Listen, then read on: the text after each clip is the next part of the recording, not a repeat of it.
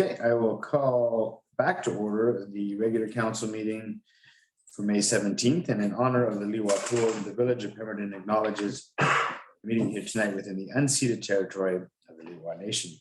For those members of the public in attendance, please note that this meeting is a live webinar and is being recorded. A recording of the meeting will be available on the village's website following the meeting. Any amendments to the agenda? Seeing none, motion to approve. Councillor Craddock, second by Councillor Noble. Any opposed? Motion carries. Rise with a report from in camera. We have none. Adoption of minutes from regular council meeting 1559 from Tuesday, April 26th, and from 1560 from Wednesday, May 4th. Moved by Councillor Antonelli, seconded by Councillor Noble. Any opposed? Motion carries. New business arising. None.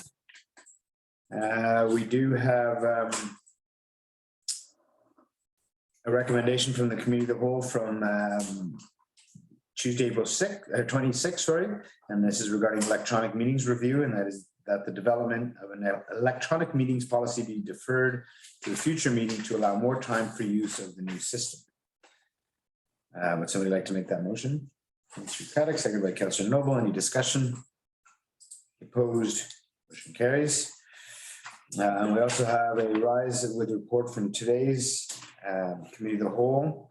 The first recommendation to council is that staff be directed to continue with the processing of the application by Station 1 Architects on lands located at Lot 2, District Lot 203, substantially in the form submitted in the application submission, and that subject to a complete and thorough application process, the proposed application be brought to council for consideration of first reading to amending the zoning bylaw.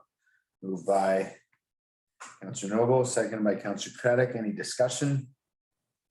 Any opposed? Motion carries. Sorry, Councillor Zan, I'll try to keep looking up there for you. I keep missing you. And the second is that the regular council meeting schedule be amended by the addition of a regular meeting on Tuesday, August 30th. Moved by Councillor Noble, seconded by Councillor Zant. Any opposed? Motion carries. No committee minutes or delegations, so we'll go right to staff reports, and we will admit Ms. Burns.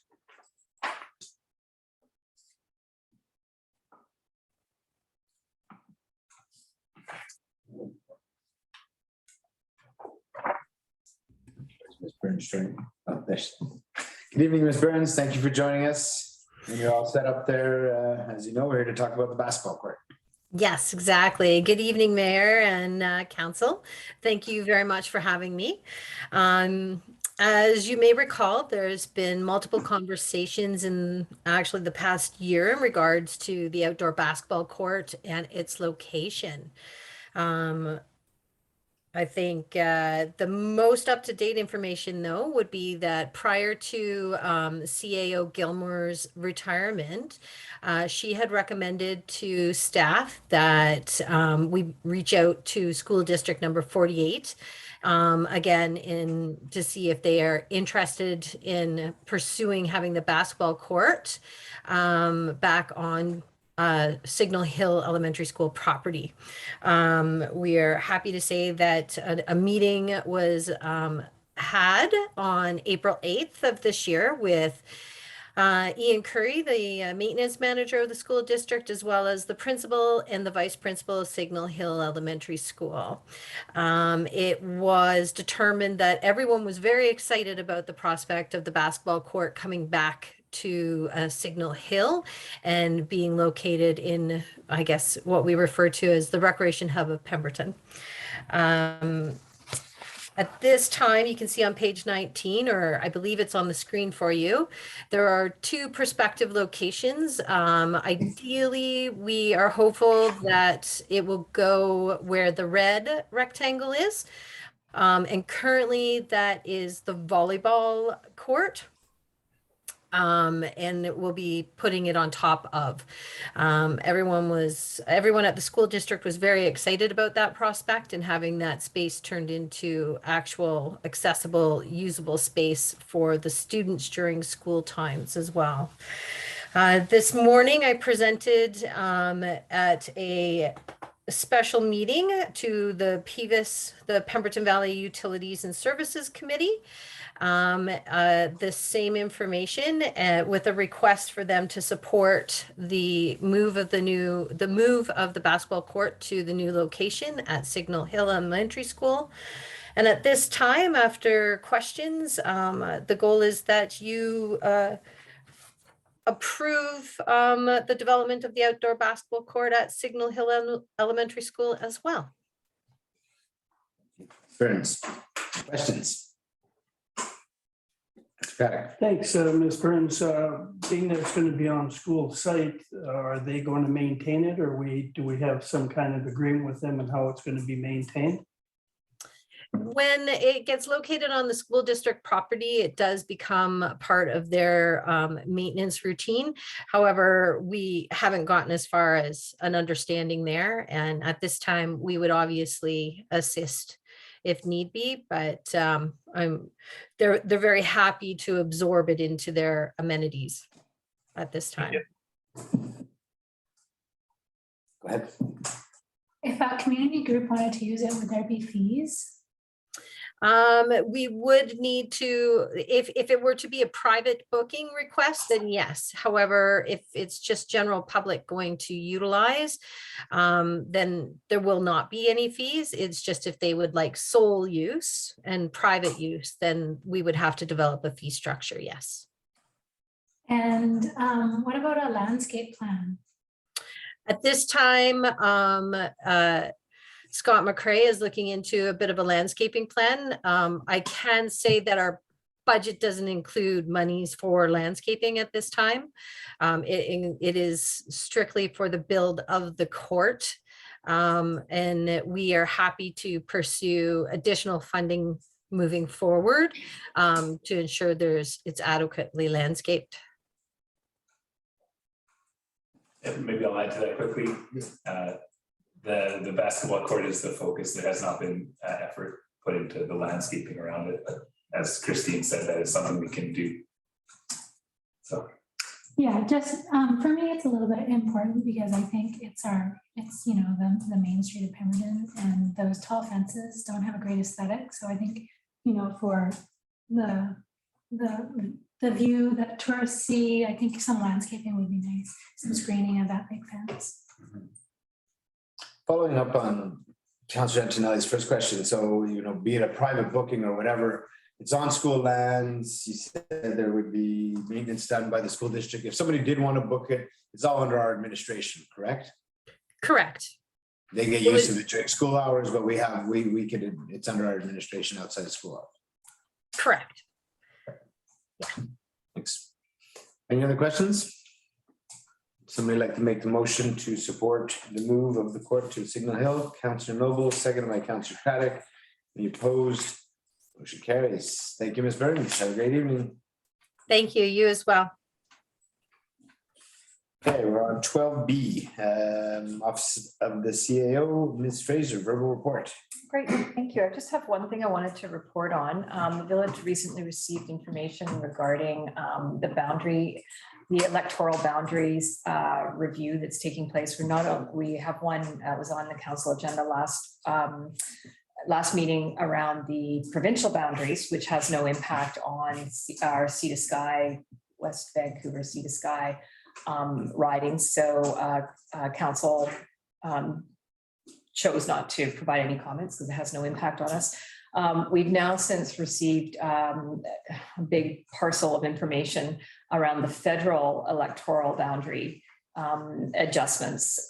So we did look into it, and initially we thought that there wasn't much of there was very little impact. Certainly doesn't impact us at our end of the constituency, which council may recall at one point in the last go round, we were moved over to be with Chilliwack, which didn't really make any sense. And so we got moved back.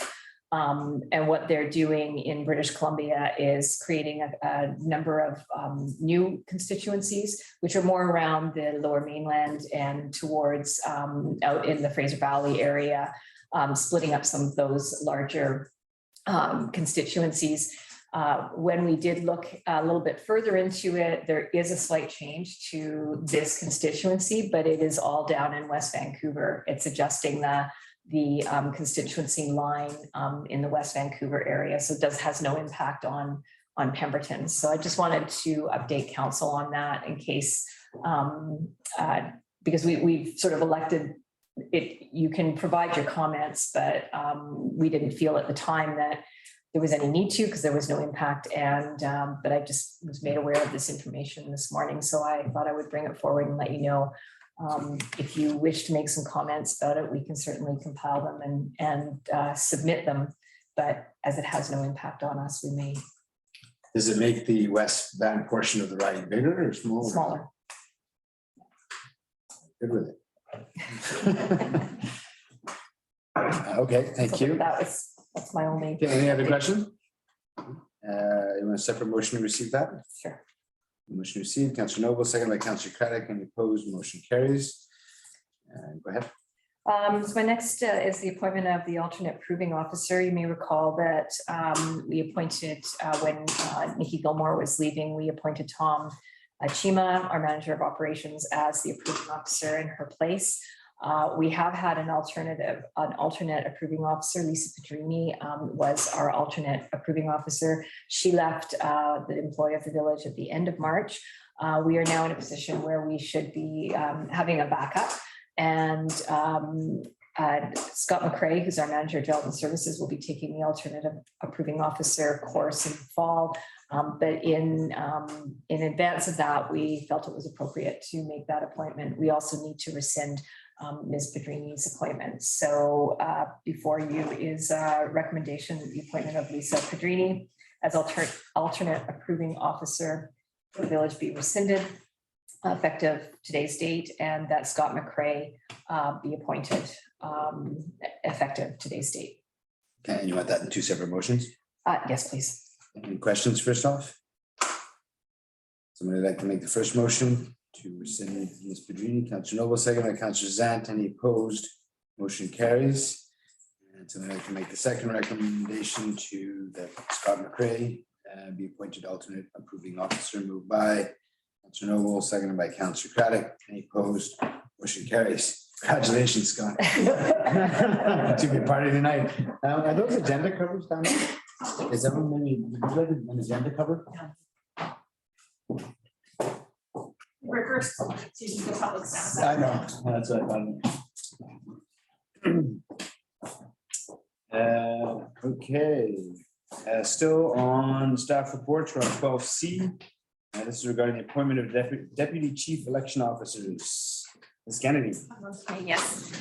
Yes, thank you for taking the time to hear my report. The purpose of this report is to seek council's approval by way of resolution for the appointment of 2 deputy chief election officers. And you may recall at the regular meeting 1556 on March 8th that council appointed me as chief election officer.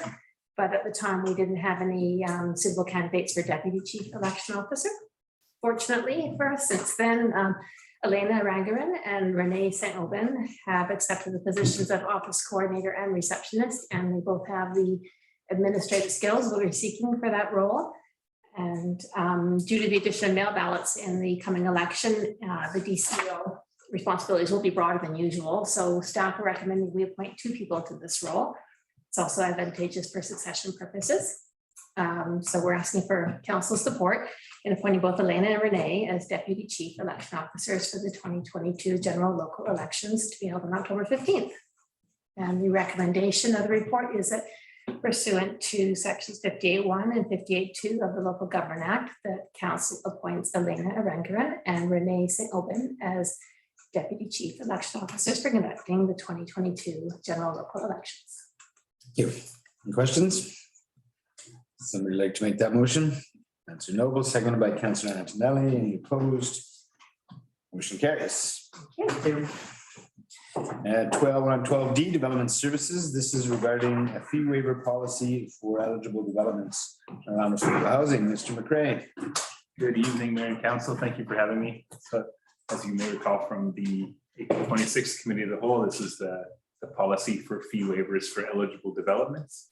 So the purpose of this report is to present to Council for approval the fee waiver policy for eligible developments. As you may recall from the committee of the whole meeting, the policy lays out criteria, eligibility criteria, as well as a basic procedure that for staff to follow when processing fee waiver requests. Nothing has changed with the policy since you previously reviewed it during the committee of the whole meeting.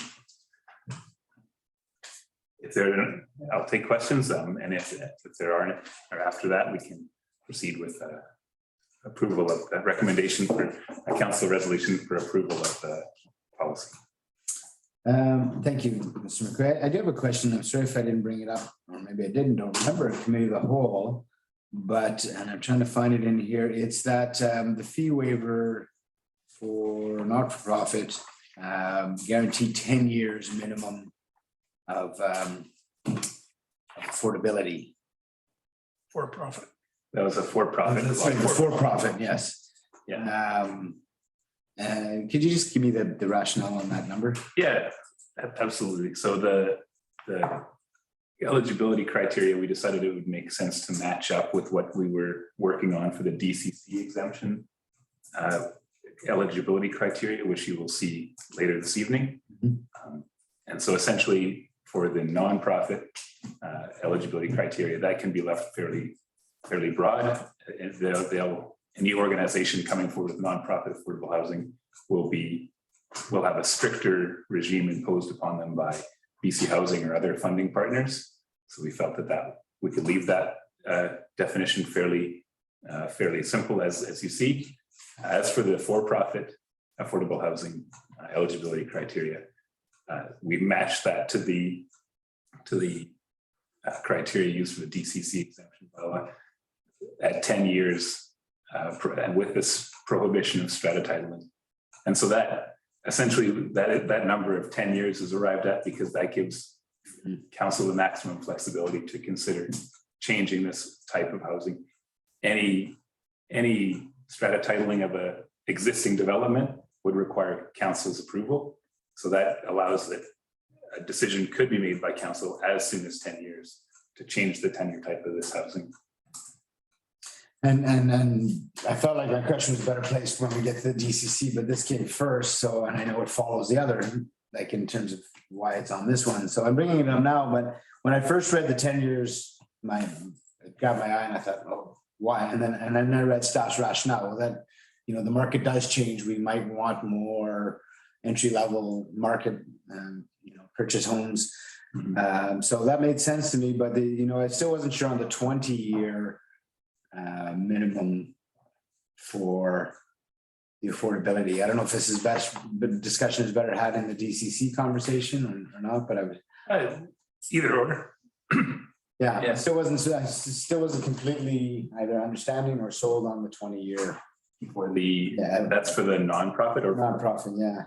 and it's a requirement to And it's not in this report, it's in the other report, but I can try to find it, but it's 20 years guaranteed below market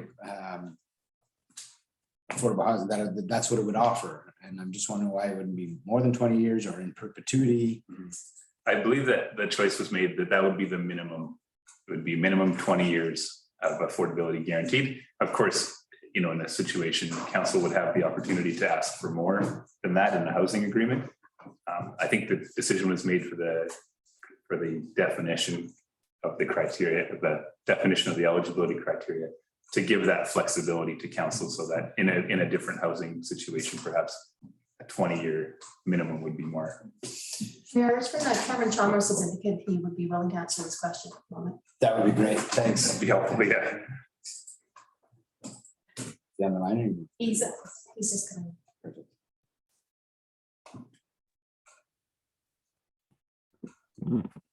Mr. Chalmers. Thank you, Mr. Mayor, and good evening, council. There's a bylaw on later this evening, and the conversation ran in parallel to try to align them as much as possible. The primary distinction between the two, the for-profit, as Scott McRae accurately said, the key to that is the prohibition on strata titling. And what that means is that for the first generation of a building's occupancy, it could not be strata titled. It could be rent only. And that puts council completely and absolutely in the driver's seat over the future of that building. So under the Strata Property Act, there's a requirement that council approve any conversion of a previously occupied building to a strata. And the act actually lists out the criteria that council must consider. And the first criteria is the priority of ownership versus rental housing. So part of the rationale for keeping that limitation quite low is that it will help encourage additional housing agreements for a term. But if anyone were to make a fundamental change to a building in terms of the ownership structure, that would require the approval of council. And it is foreseeable that at some point, particularly if the general marketplace and council continues to succeed in providing purpose-built rental buildings, there's a very foreseeable possibility that the housing gap may shift to more affordable or attainable ownership buildings. Council will have no obligation at any point to approve those buildings. So quite literally at every application along the way, council would be able to put that application through its paces to see whether ownership or rental is preferred. And if council wants to retain rental, that's absolutely fine. That even though the housing agreement may expire and is no longer regulated, the for-profit housing is not anticipated to have rent controls. It's really just a form of occupancy. The rationale for the 20-year on for-profit is it's starting to align on some of the lower end in terms of BC Housing and CMHC financing options for rent control. So the same prohibition, if it were a purpose-built rental building, would apply to strata titling. So council again would be in the driver's seat. What we've elected to do here is look at 20 years because that's a more reasonable approach to look at rent controls. So it doesn't mean that at the end of the housing agreement, the building automatically converts to a strata titled building or a for sale building, but it does help us capture more buildings as eligible under that regime. And part of that goes back to the affordable housing strategy, which was looking at incentive-based approaches to encourage more projects to make a contribution towards affordable housing than to make it difficult or more prohibitive to get into. So that's why we have selected relatively low bars, even though we would anticipate for a number of reasons that some of the not-for-profit housing agreements, when council negotiates the agreement, those will be in perpetuity or for the life cycle of a building. So with that said, so I understand that, and I'm with you all the way. And that it can be stratified without council's approval, and therefore there's controls there. But at the end of 20 years, could they not keep it as a dedicated rental, but substantially put up the rent so it's no longer in that affordable? Well, Mr. Mayor, that's possible, but that would be the negotiation council would properly have during the housing agreement. So these are the minimum thresholds to apply to the fee waiver. And so this would not guide or in any way bind council when it comes to the length of term that council may negotiate in a housing agreement. So the agreement will establish the length of the term, and that's often dictated largely by the contributions from CMHC or BC Housing or both. And so council has to negotiate that agreement before we get into the fee returns or into the DCC waivers. That agreement needs to be in place, and that's what will regulate the life cycle of the building, perpetuity, or whatever term council establishes. Okay, that gives me a little more sense of security because 20 years go fast. And, to supply affordable housing and 20 years later have too much leeway, I don't think that's good, but it sounds like the security is in there. Thank you for that clarity. Any other questions?